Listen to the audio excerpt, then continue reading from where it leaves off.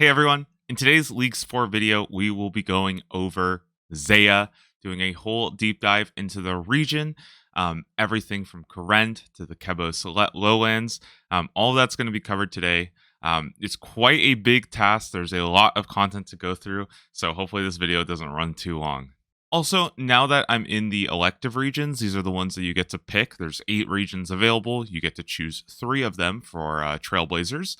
I think there's a bit more weight on my shoulders because everything I put out in regards to these regions can and probably will influence your decision of what you end up picking. So my goal with this video is not to tell you what regions to pick or what regions are the best to pick. It's simply to lay out all the information available and be as impartial as I can, and then you can make that decision with the information. Also with Zeah and probably for the rest of the regions, I'm going to be focusing more on the unique elements of the region itself that you open up by selecting the region, focusing more on the content that's related to tasks as well, especially some of the harder ones like the elite and master tasks, so that you have a general idea of what kind of content you're going to be looking to do in the long run if you choose this region. Okay, so Kourend, or basically Zeah, right? We get the entire region here. I know some people speculate to get Kourend and Kebos, but you're pretty much getting this entire area. So if I say Kourend or if I say Zeah, it's all of this. This is all one region. You're gonna have access to all 5 houses, Winter Todd up in the north, as well as Mount Karum, the Farming Guild, and of course the Kebos Swamp and Chambers of Xeric. No Varlamore, we won't be getting that, so I think that comes out next year, so don't expect Varlamore if you're picking Zeah. And with the region so big, I do want to talk a bit about your transportation options available in the region. One of the best things you can get early is actually a Xeric's Talisman, which will give you a number of options. So the Xeric's Lookout takes you over here in the Shazian area. Xeric's Glade takes you near the Hosidius patch. Xeric's Inferno will take you over to the Lovakenge area. Xeric's Heart will take you over to basically the Kourend marketplace, so like right in the middle of it all. And finally, Xeric's Honor will take you to the Chambers of Xeric, basically. However, you will have to first get an unlock from the Chambers of Xeric. It's about a 1 in 10 drop chance, so it's very, very common. You should get that pretty quick. Xeric's Talisman is a pretty common drop from the Lizardman or from Lizardman Shaman, which you can find in a number of places. The Lizardman Canyon, just north of Shazian, is probably the easiest. Or you go to the Kebos Swamp and kill some Lizardmen there. It gets charged with Lizardman Fangs, so you basically just kill a number of Lizardmen. You should get the Xeric's Talisman quite fast. If combat is not an option, you can also go over to Mulch. The Lizardman Temple over here has a stone chest. And this requires level 64 thieving, and it's actually another way of getting your Xeric's Talisman. It's pretty easy. However, the stone chest does require a lockpick, and the best way of getting that, if you don't have a region that will basically... However, the stone chest will require a lockpick, and if you don't have a region that sells lockpicks, so like the Rogue's Den would require Asgarnia, you can also get this from the Scavenger Beast in Chambers of Xeric. It's like the little dude that drops stuff. You can get a lockpick from them, or you can also go and look for young Implings. They also have a chance of dropping a lockpick, and then you can just go nuts here. Remember, 64 thieving. As for quests that are automatically unlocked, the only auto quest you get unlocked for Zeah is X marks the spot. That's it. All of the sub-region quests, like the Ascent of Arceus, the Depths of Despair, all of that you can do here. So, get those done. And that goes all the way up to a Kingdom Divided, which is like the finale of this region, which unlocks like thralls and stuff like that. So you can do that all inside of Zeah, so you will not have those auto-completed. I did also want to mention that there is a quest called the Garden of Death, which only requires 20 farming, but it gives you a 10k farming bonus. This is a really good head start for your farming. If you can complete it with like a 8 times multiplier, that's 80k farming experience. The only thing you need to know is that if you have the desert unlocked, it will auto-complete the Garden of Death. So just be careful with your order. If you want to get the Garden of Death, make sure you complete that before you unlock the desert. Now, as I mentioned, those 5 subquests are going to be available, and as you complete them, you'll also be unlocking teleportations in Kourend's memoirs, which eventually becomes the Book of the Dead. That's why I have it. And if we reminisce in each one, the Hosidius one will take you over to this little glade. It's actually very close to the Hosidius kitchen and the mess hall, but it's pretty close to Hosidius itself. You just run across the bridge.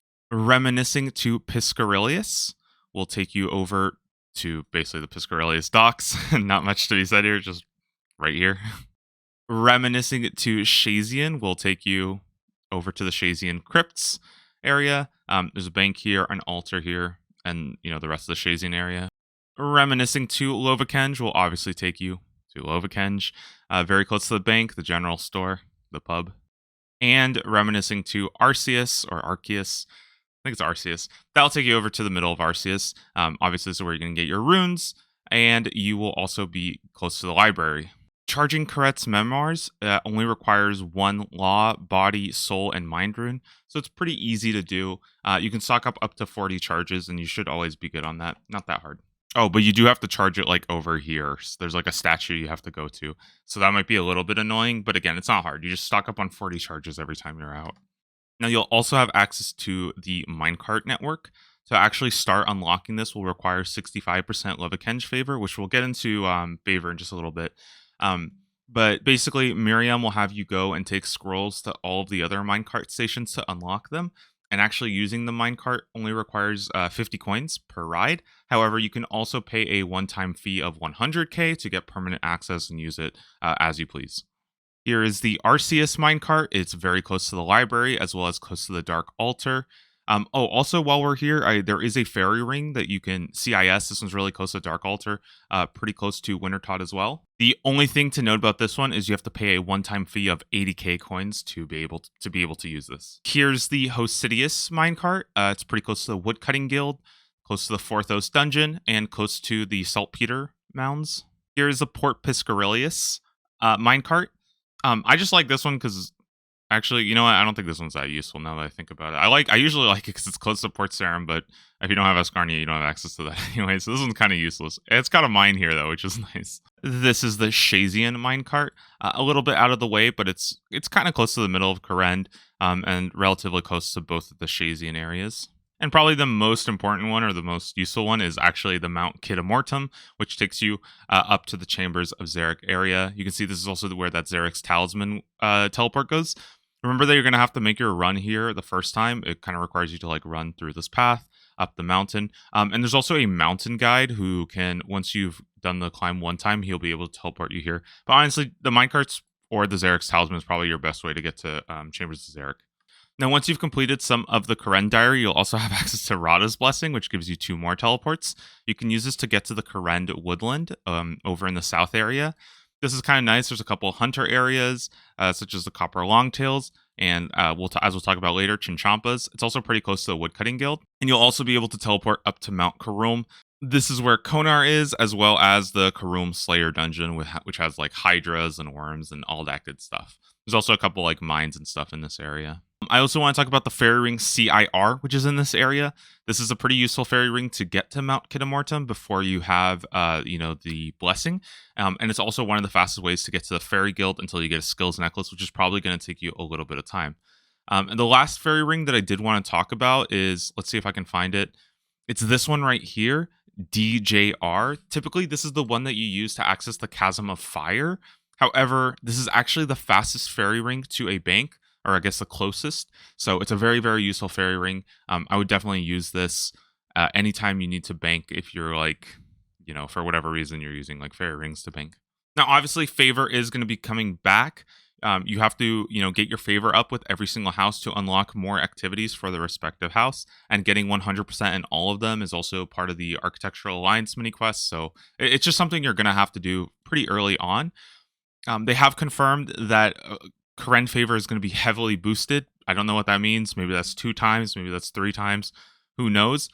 But you will have to do the favor grind. It's just going to be a lot easier to do. While I'm here over in Konar, I did want to talk about the Slayer tasks that are unlocked when you unlock Zeah. You're going to have lizardmen, red dragons, as well as worms, hydras, and drakes added to your Slayer list whenever you go to a Slayer Master.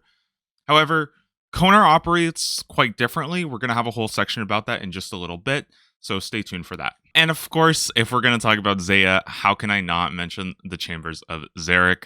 This is an absolutely massive piece of content that, if you are picking Zeah, I really hope you intend on doing Chambers of Xeric, because there's going to be a lot of tasks. In fact, most of the elite and master tasks are going to be about completing the collection log, getting some of those items, completing challenge modes, things like that. On the topic of tasks, it is a little hard to actually perfectly predict what tasks are going to be there for Zeah, just because the previous task list for Zeah was based off Twisted League, which was its own entirely self-contained league for Zeah. So obviously, if they just imported all those tasks, you would have an insane amount of tasks, right? So the Zeah task list is going to be changed up quite a lot going into Leagues 4. So keep that in mind. Most of these are just predictions based off the content that exists. Chambers of Xeric has content for all 3 combat styles, which really makes it a pretty decent option if you like Chambers, if you want to go and do it. I did want to bring up the fact that the scaling changes, so the scaling and scouting changes, so the ability to, customize your layout and things like that, that will likely not be in Leagues 4. I believe that's scheduled to come out in early 2024, and for the most part, Leagues will be wrapped up by then. Yeah, so don't expect don't expect to be able to make your own room. However, I am quite positive that the other changes to Chambers of Xeric, so rebalancing some of the rooms, adding some better drop tables to some of the not as viable rooms, for example, I believe those are all going to be coming in early in Leagues, if not the first or second week. So you'll have that for the vast majority of Leagues. Personally, I don't have a ton of experience with Chambers of Xeric, so I can't tell you just how important these changes are, but for the most part, these changes have been universally praised by the community, and honestly, it's made Kourend and Zeah as a region a lot better for me to see those changes coming in. So if you're going the mage route, you'll have access to Augury from Chambers of Xeric. This increases your magical attack and defense by 25% and your normal defense by 25%. Keep in mind that unlike the other final tier prayers, this doesn't increase your magical damage, only your magical attack. And typically in Leagues, your accuracy is really, really high anyways. But overall, I would say this is the least important prayer, and you could probably get away with skipping that if you're going a mage route. You'll also have access to Ancestral Gear, which is basically your best in slot magic gear. Definitely a great option.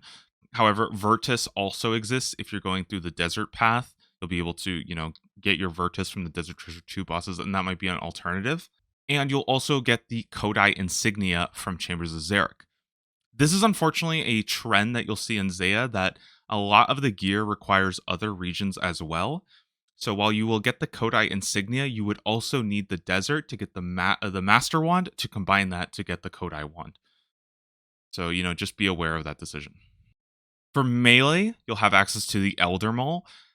I don't know if this weapon is some probably not build defining, but hey, it's a good crush weapon. Maybe you'll find some use out of it. The real big one for melee, though, is the Dragon Claws. I can't emphasize enough that typically in Leagues, there is some kind of build or setup that uses special attack weapons to just do crazy amounts of damage. And so in particular, the Dragon Claws and the Voidwaker are kind of new to, Trailblazer League. So I expect those to see some crazy usage, and being able to spec 4 or 5 times with the Dragon Claws, that might be you might be able to one-shot bosses in 10 seconds, who knows. It's going to be a lot of fun, and I would be really excited to see what Dragon Claws can do. And range is also quite stacked in the Chambers of Xeric. Of course, you'll have access to Rigor, which increases your range attack by 20%. Most importantly, though, it also increases your damage by 23% and your defense by 25%. So that damage bonus is kind of huge for ranged. I think it's pretty hard to pass up on Rigor, but again, it's your choice. You don't have to do Chambers of Xeric if you're going for a range route. You'll also be getting the Twisted Buckler, as well as the Dragon Hunter Crossbow. Twisted Buckler is your best in slot ranged offhand. Very, very good. And the Dragon Hunter Crossbow is going to be great anytime you're killing dragons, which would include Ulm in Chambers of Xeric. So Dragon Hunter crossbow is great. It might actually really help you like speed up certain dragon tasks and change the way that you do Slayer. Also great for like Vorkath. If you go for like a Fremenic route, you'll just do some crazy damage there. And finally, how can we not talk about the Twisted Bow? Okay, the Twisted Bow, it's gonna be so sick. It does crazy damage. I'm sure you'll find some videos of people with the Twisted Bow absolutely ripping Jad and Zuck in the Inferno apart. Remember that it scales off your opponent's magic level, so against some monsters, the Twisted Bow is just gonna be an insane weapon. That being said, the Twisted Bow is still going to be a mega rare, even in leagues. And I do want to emphasize this, that there's no certainty that you're going to be getting the Twisted Bow, even if you go Zeah, even if you spend a lot of time in Chambers of Xeric.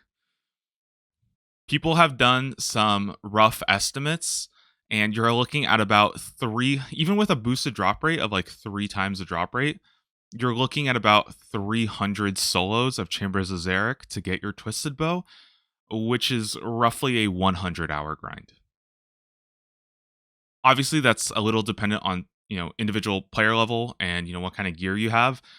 So that might go up or down. But yeah, 100 hours is on rate for the Twisted Bow. Keep in mind that that doesn't mean you're guaranteed a Twisted Bow after 100 hours. If we do some rough statistics, you have a 63% chance of getting a Twisted Bow by 300 KC. If we go up to 450, so this would be roughly 150 hours, you have a 78% chance of getting it.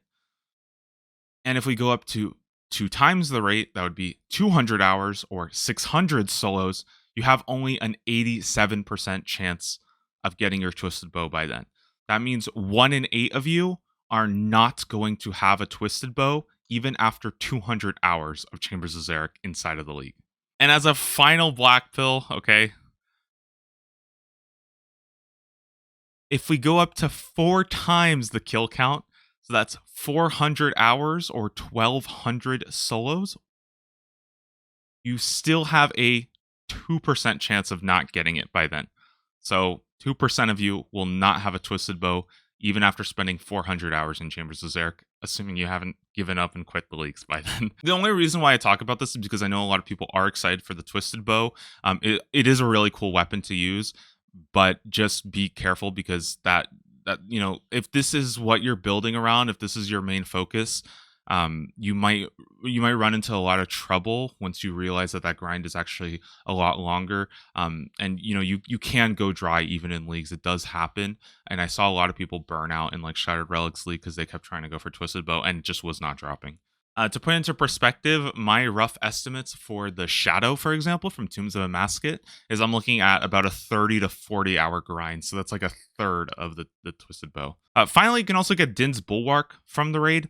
I honestly don't really know what you would be using it for, but it exists. And one of the perks of Zeah is you'll also get access to the Arceus spellbook.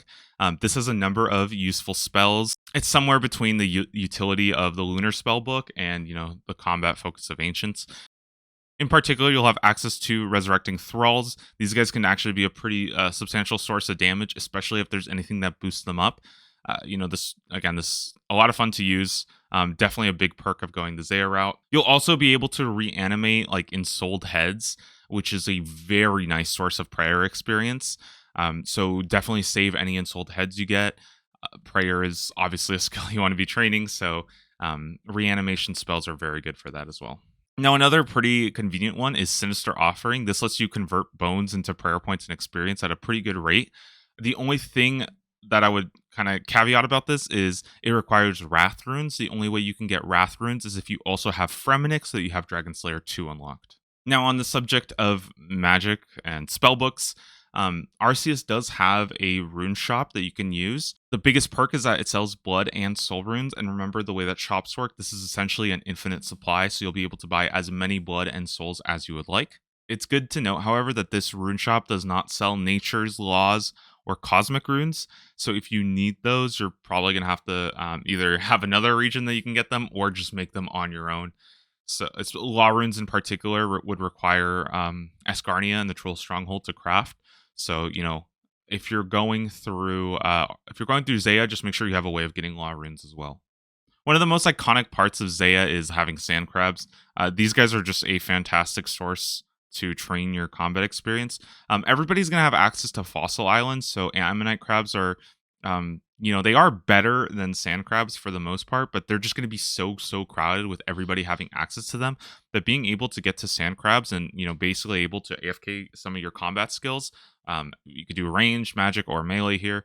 It's going to be great. Just find a place that has like 4 of them that will tag you, and you get about 15 minutes to basically go nuts and attack.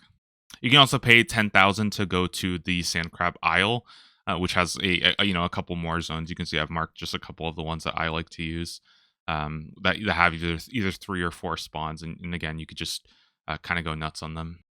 I believe during the Depths of Despair, you unlock the Crab Claw Caves, which have a couple of sand crabs over here. And there's also sand crabs on the Isle of Souls as well. So actually, everybody will have access to sand crabs, but I just expect that sand crab region to be quite camped. Okay, and I can't really talk too much more about combat in Zeah without talking about Slayer, because you'll have access to the Catacombs of Kourend, which are a humongous region. So let's talk a little bit about Slayer. So I've already mentioned that all of the Slayer Masters in Leagues function exactly the same. They will give you a shared task list based off the regions that you've unlocked.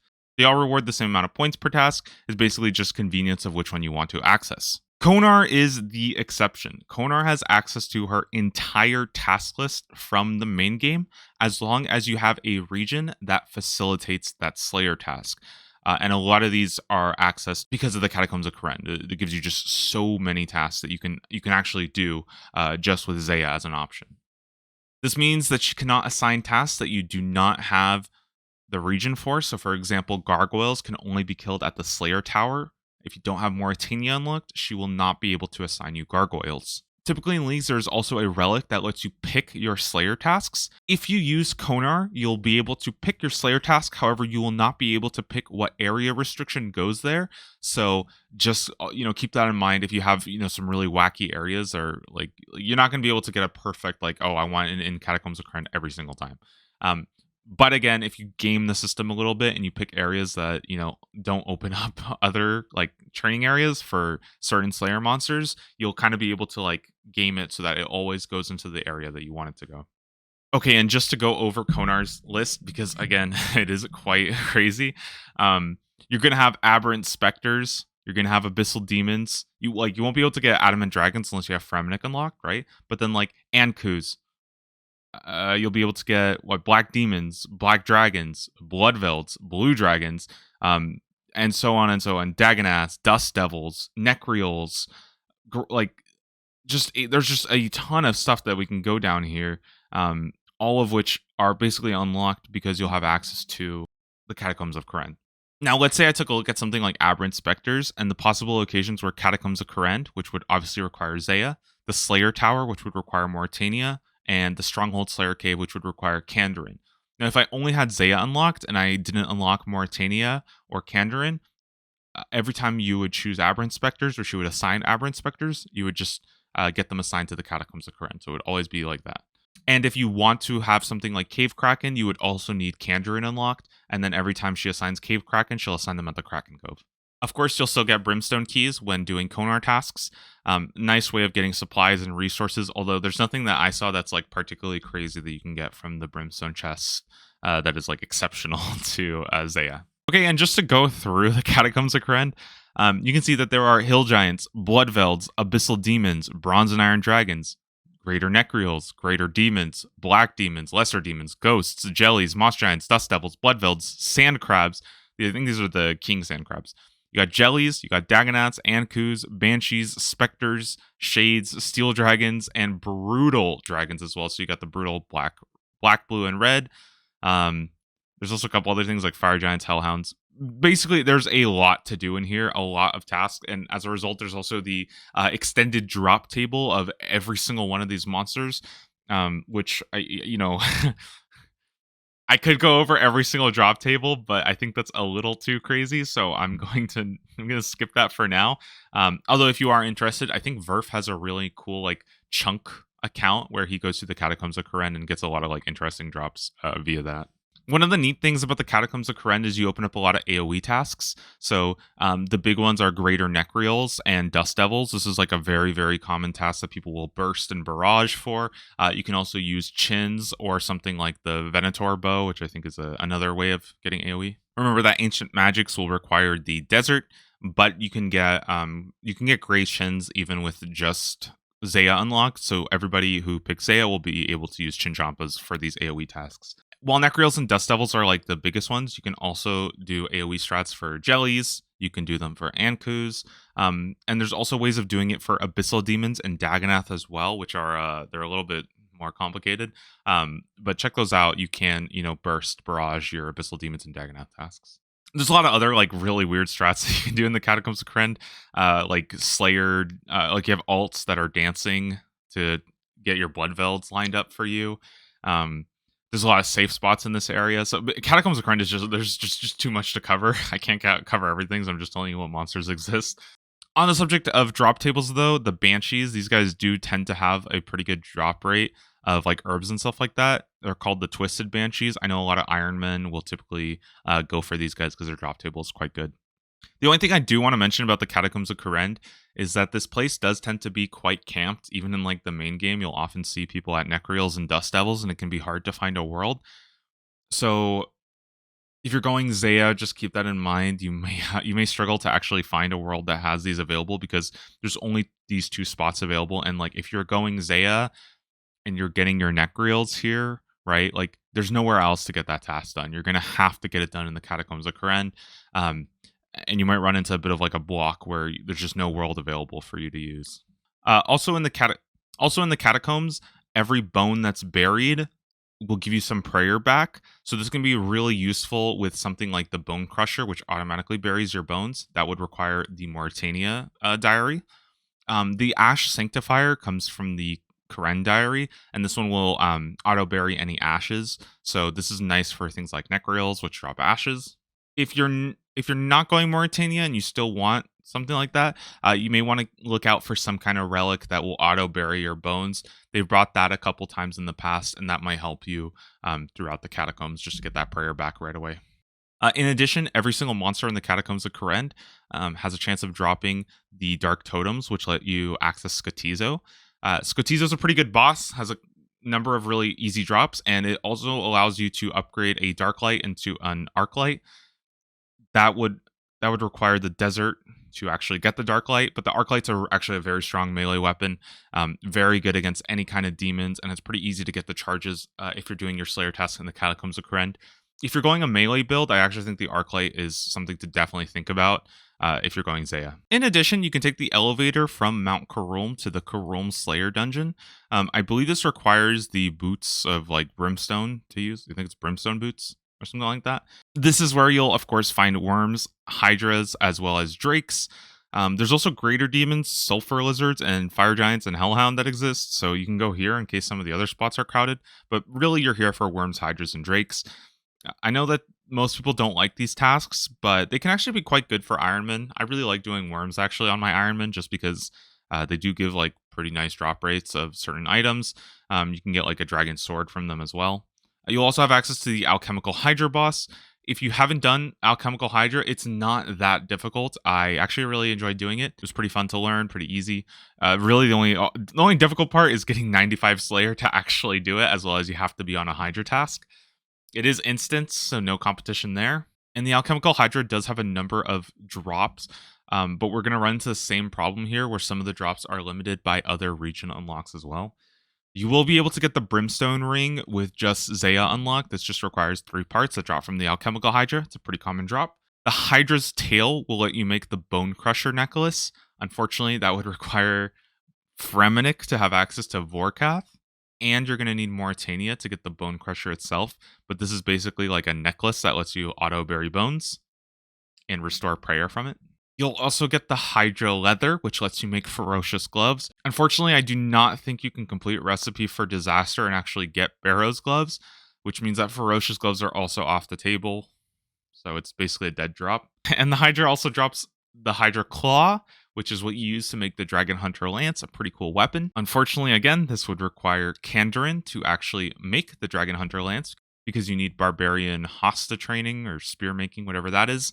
And then you would also need Asgarnia to actually get the Zamorakian spear to begin with to make the Zamorakian hosta. So the Dragon Hunter Lance would require exactly Zeah, Kandarin, and Asgarnia. Honestly, this makes it kind of a shit boss because of the other regions that you need to unlock. I know I mentioned earlier that they might unlock the Dragon Hunter Lance. It seems like they've gone back on that, and you will require all 3 regions. They could change that. We don't know for sure, but yeah, Alchemical Hydra looking pretty weak.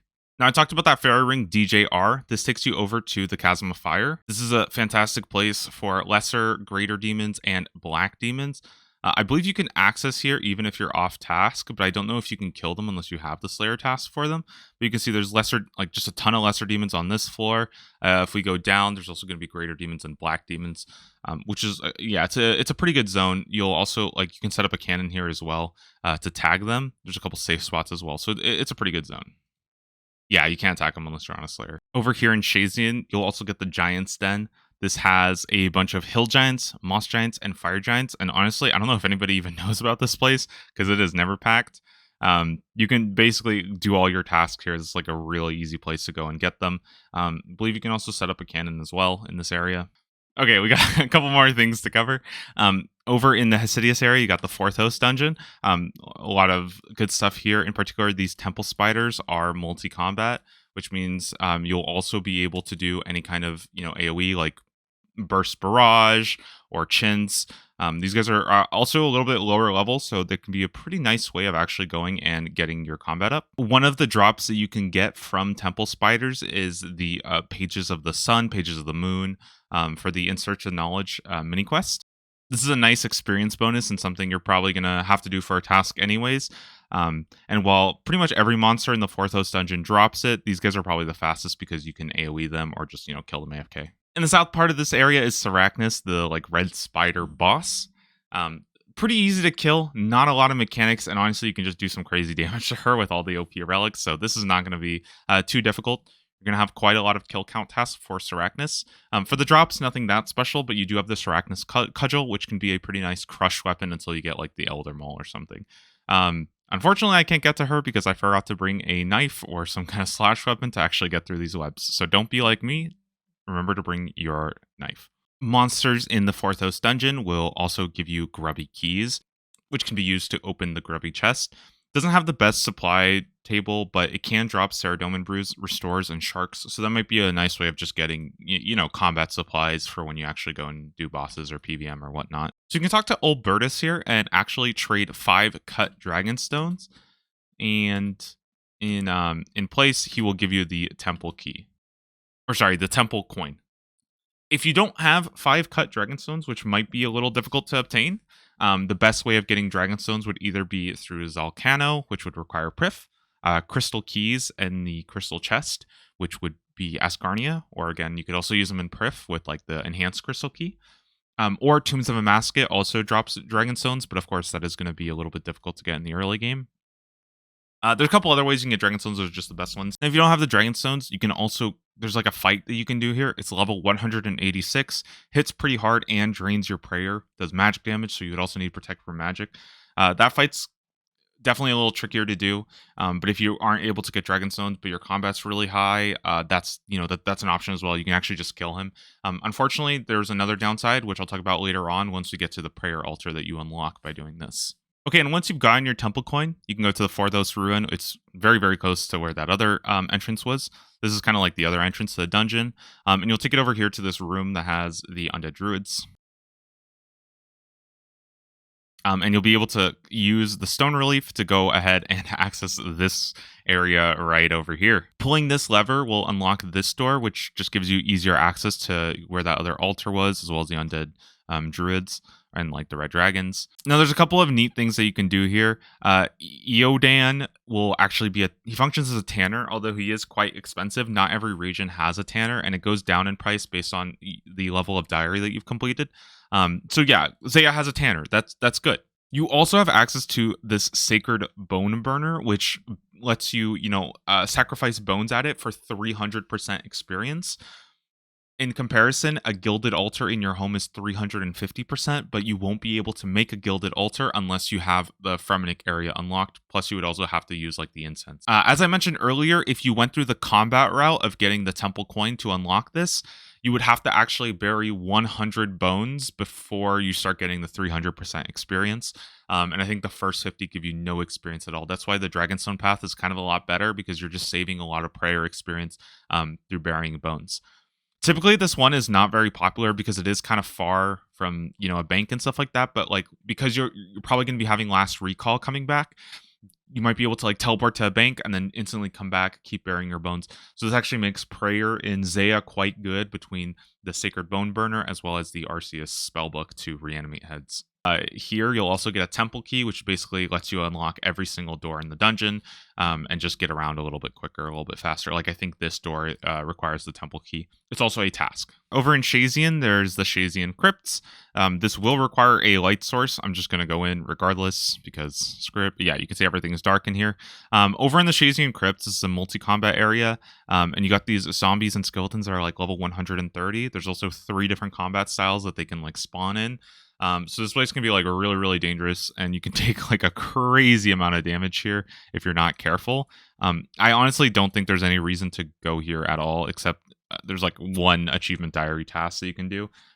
Otherwise, they have a 1 in 60 chance of dropping a rune scimitar, but there's significantly easier ways of getting a rune scimitar. As an example, in the Shazian area, in this tent over here, you'll be able to tackle organized crime. Basically, you get information about some kind of gang meeting that's coming up. It's usually a couple minutes away. You'll be able to go to that area and kill a number of gangsters, which are quite easy to kill. And they have a 1 in 80 chance of dropping a rune scimitar. This is one of the easier ways to get a rune scimitar, I believe. If you have the desert unlocked, you'll also have access to Vardorvis, which might be your Desert Treasure 2 boss of choice to go ahead and get like the Virtus piece and all that stuff. He will be able to drop the Ultor ring, but you would also need Fremenic to get the Berserker ring to actually be able to use like the Ultor vestige.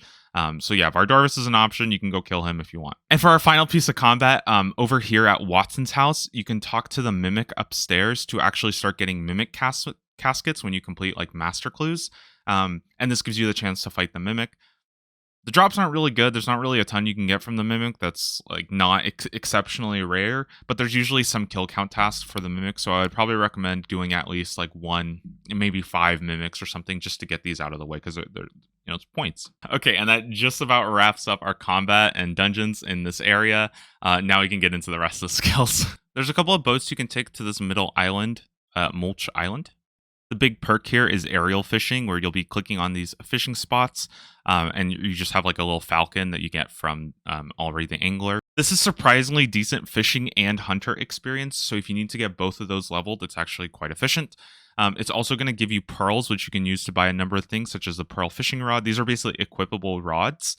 You can see that there's also a pearl barbarian rod. However, it looked like they earlier gave you barbarian fishing. Now it seems like they're walking that back, and you're not going to have barbarian fishing unless you also have Kandarin unlocked. So this doesn't really mean anything. Yeah. You can also get the angler outfit through aerial fishing as well. So you don't actually need Kandarin for the fishing trawler to get your angler set. Aerial fishing only requires level 43 fishing and 35 hunter to get the first tier, and as you get higher and higher levels, you also get faster experience because you're getting access to the higher tiers of fish. You can also use a knife on the fish that you get for some cooking experience, or you could just drop it. One of the reasons that you might want to do aerial fishing is there's usually a task to get a golden tench.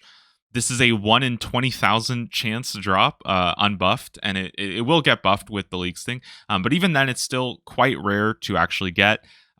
But it's a task, which means that this might actually, because it's like a random drop that anybody can get like pretty early on, this might be one of the drops, or this might be one of the hardest tasks that you can do super early on if you get like exceedingly lucky. And that might actually like snowball your account and unlock some new stuff way faster than other people.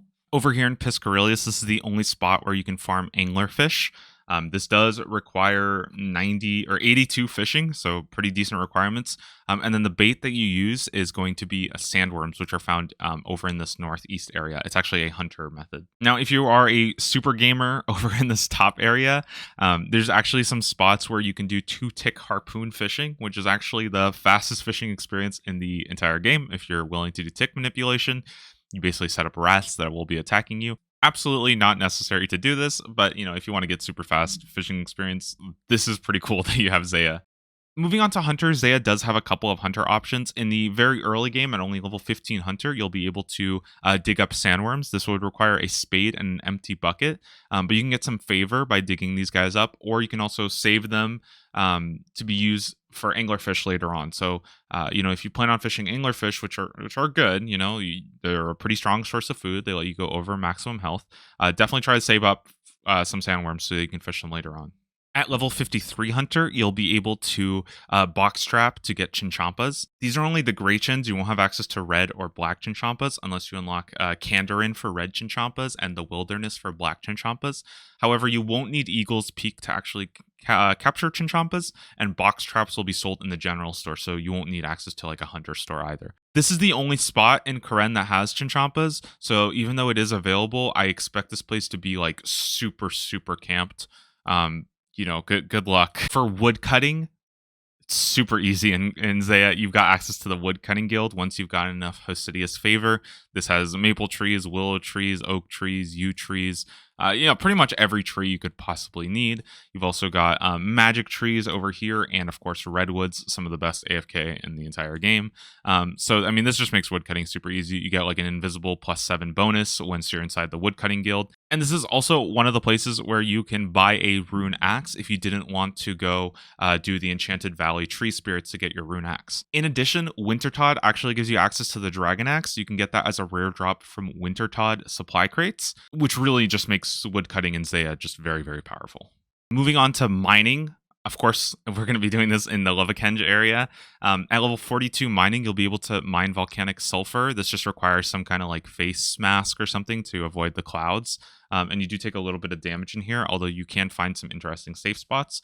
Typically, this is how a lot of people like to get their Levikenge favor, although it's quite slow. It's pretty AFK. You just mine your volcanic sulfur. There's also a ton of coal rocks and Levakite rocks. We'll talk about the Levakite rocks a little bit later in the smithing section. And throughout all of Zeah, there's just a ton of mining stuff. I could go into all of them, but there's just mines everywhere, like adamant and mithril here. Over in the Stranglewood, there's some rune rocks. There's a lot of different rocks throughout. You've also got the blast mine, which is honestly some of the best mining experience in the game, except just nobody likes doing it. Blast mine's pretty good. It's easy to learn. The only problem is that you're going to need a bunch of dynamite to actually do the blast mine, but you get dynamite by the thousands from doing Chambers of Xeric. So I would probably just once you've done some Chambers of Xeric, if you need to get your mining up, just basically use all your dynamite. You can probably make your own dynamite, but that's pretty slow. I wouldn't really waste time on that. And for farming, this one's kind of a no-brainer. You're going to have access to the farming guild.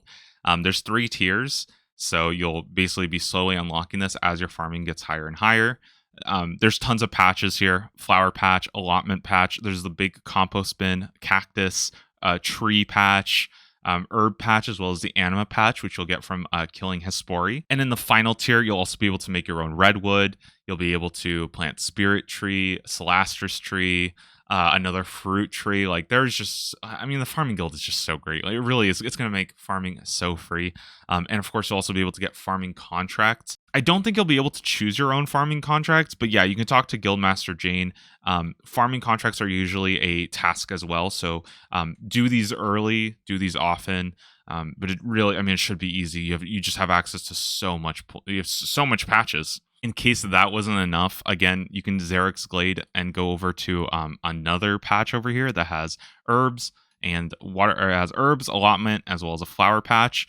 This one's also disease free once you've done enough of the Kourend Diary. Okay, and if all that wasn't enough for you, Zeah also gives you one of the only active farming training sources in the game through Tithe Farm. On top of some really cool rewards like the farming outfit, as well as being able to auto rake and clear all weeds from your farming patches. Tithe Farm is actually really easy to do. It's very easy to learn. On top of that, I know in Shattered Relics League, the Gathering Relic also worked in Tithe Farm, which lets you get like 3 times any plants you grew. So tithe farm became like a crazy fast way to train farming. It was one of the ways I got early farming levels to get some of the tasks done in tithe farm, and yeah, honestly, it was broken. So yeah, farming in Zeah absolutely cracked. Honestly, I would just say that like if you're like a skiller player and that's what you like to do, Zeah it's kind of really really good. Like there's a lot of really free options. All right, let's move on to our production skills. Hasidius has access to the Hasidius range. It actually has, I think, the best cook chance in the entire game, and the bank's not too far away. Not as fast as something like the Myth Guild chest, but it has a higher percentage chance. So overall, your cooking might be faster here. On top of one of the best cooking spots, you'll also be able to go to the mess hall that's also located. Both of these are just south of Great Kourend in like the Hasidius area. The mess hall is a zero supply way of getting your cooking up because all of the supplies are provided for you. So this is just a ton of free experience. You can just blast your way to a high cooking level, even if you haven't gotten a lot of raw food, like a bunch of raw fish yet, to actually cook it. For crafting, there's not a lot of good options. I would say there's nothing like special about Zeah. You do have the dragons, which can give you dragon hides. Probably the most important thing about Zeah, though, is you do have that tanner that we talked about over in the Forthos dungeon. Again, not every zone has a tanner, so being able to actually take dragon hides, however you get those, and then convert them into leather might be something you want to do. For fletching, there's nothing too special. However, in Wintertodt, you can get some of your fletching experience done through that. Typically, fletching isn't like the most effective way for like experience and whatnot, but it does give you a lot of points. Also, if you had something like Production Master, you would be able to fletch your entire inventory, so that's actually going to save you a lot of the time that you would have lost by actually fletching it manually. And then you'll be able to dump it for a ton of points, a ton of fletching experience. So, you're going to get a lot of passive fletching experience through Wintertodt. For rune crafting, you can get started pretty early in the RCS library. There's a very nice plugin on RuneLight that will basically track where the books are, and basically you're going to find books and bring them over to this bottom area. Super easy to do. You get a ton of experiences based off your level, so you can do a lot of your early rune crafting here. You can also use RCS Library to get magic experience as well, but magic's pretty easy to train, so I would probably recommend using this mainly for rune crafting. There's always tasks for doing books in the RCS Library, so you probably want to get that done along with your early rune crafting. You get that all both done over in the RCS Library. The RCS Library is also where you would get the teleport to actually teleport to Kourend. There's a book that you have to find and read, and that gives you the Kourend Castle teleport that will take you straight to the marketplace. It's also necessary if you want to make a portal in your house that will take you to Kourend. That's what I do. In the later game, you'll have access to the Blood and Soul Altar. It's very simple. You'll just be mining some dense essence over here and then taking it over to the respective region. This gives a little bit of mining and crafting experience passively, but it also gives you a ton of blood runes and a ton of soul runes. So yeah, very, very easy, very good method. Now for Herblore, there's nothing too special. The biggest thing is generally there's just a lot of farming patches. So you'll be able to, there's 2 herb patches between the Hasidius patch and the farming guild. So you'll be able to get your herbs there. You'll also be able to get any secondaries that you need to make potions by just, farming them. So between all of the farming patches and just drops that you're going to be getting passively through like the Catacombs of Kourend, you should have Herblore kind of on lock. The only thing special that I saw was Brutal Black Dragons also drop lava scales. This is you typically need lava dragons to get that, and that helps you make extended anti-fire potions. I talked about Levakite earlier. This is the red rocks in the Levakenge area, and this actually enables a pretty cool smithing method. You can create the Shazian like supply armor based on what tier of smithing you have.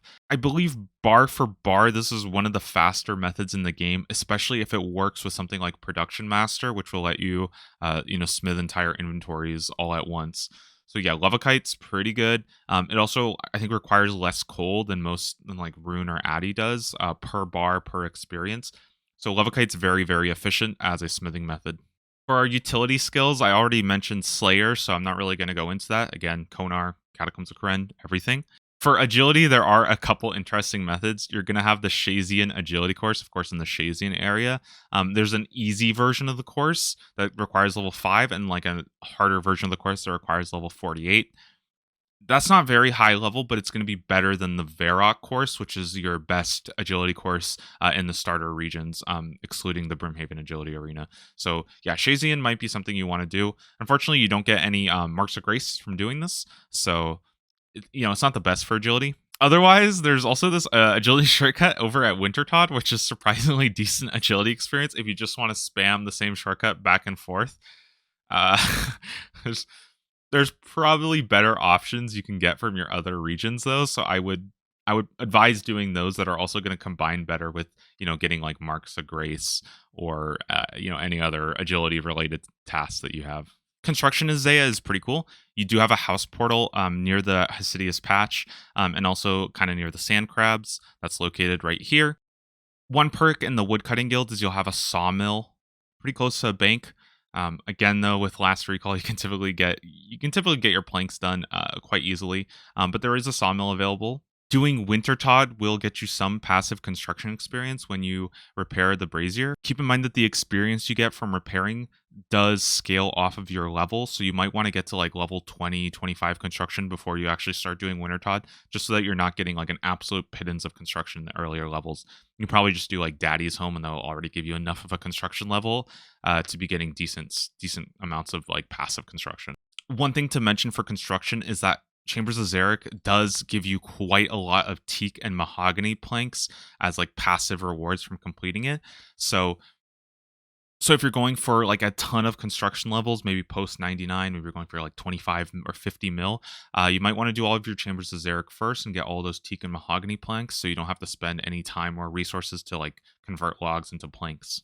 Of course, fire making is a no-brainer in Zeah. You're going to have access to Wintertodt, which is some of the fastest, easiest fire making experience in the game. You can of course burn any logs that you get, but honestly, there's probably going to be tasks for kill count of Wintertodt, and there's other good rewards. Again, we mentioned the dragon axe. Now you might be wondering how you can get warm clothing for Wintertodt, and it's good to know that there's actually 4 very easy pieces you can get. A staff of fireworks. I have a fire battle staff, but a staff of fireworks, which you can obviously get from Varrock's staff shop. Talking to Diango, you'll be able to get a rainbow scarf. And your last 2 outfits are going to be the Clue Hunter outfit, where you basically just need to take a spade and dig in, specific areas. For the Clue Hunter body, you can get this over in the Shazian, near the Shazian minecart. It's just right over here. And the Clue Hunter legs are just over here. This is the Joker dungeon over in Kourend. So, just look up the exact spot, go ahead and dig there, and you've got, your Clue Hunter set. And that's all 4 pieces for your Wintertodt. Thieving in Kourend is also pretty easy. We do have a couple baker stalls here, which you might want to use for some early thieving experience. But at level 40 thieving, as well as a little bit of favor, you'll be able to get one of the best thieving methods, early thieving methods in the game, and that's fruit stalls. Typically in the marketplace, you'll get attacked by like guards and dogs and stuff like that. But there's this room over here, which will allow you to you'll basically be able to lock anything outside of the door. And then you'll just run to this one, go to this one, and be able to go back and forth like this. Or you can just stay at one, it doesn't matter. Additionally, if you got multiple people, just like most stalls, if you guys are on like the same tick, you'll be able to do it. So this also works. And finally, with just 49 thieving and 75% Piscarilia's favor, you'll have access to possibly one of the best thieving methods in the entire game, and that's stealing artifacts. I think a lot of people overlook stealing artifacts because it looks weird, it looks kind of out of the way, but it is a very good thieving method. You'll be assigned from the food hall to basically steal a chest of one of these houses, and then you have to make your way back, avoiding these patrolmen and patrolwomen. The nice thing about this, though, is that you can often get them stuck, and in most worlds, especially on the Leagues worlds, you'll see people that will have them stuck for you. So honestly, you don't even need to know how to do it yourself. And like you'd actually be able to like run by this guy. He's like basically completely blind. He doesn't even see you if you walk by him. The run back and forth can be a little bit annoying. You can speed it up a little bit with using Kourend's memoirs.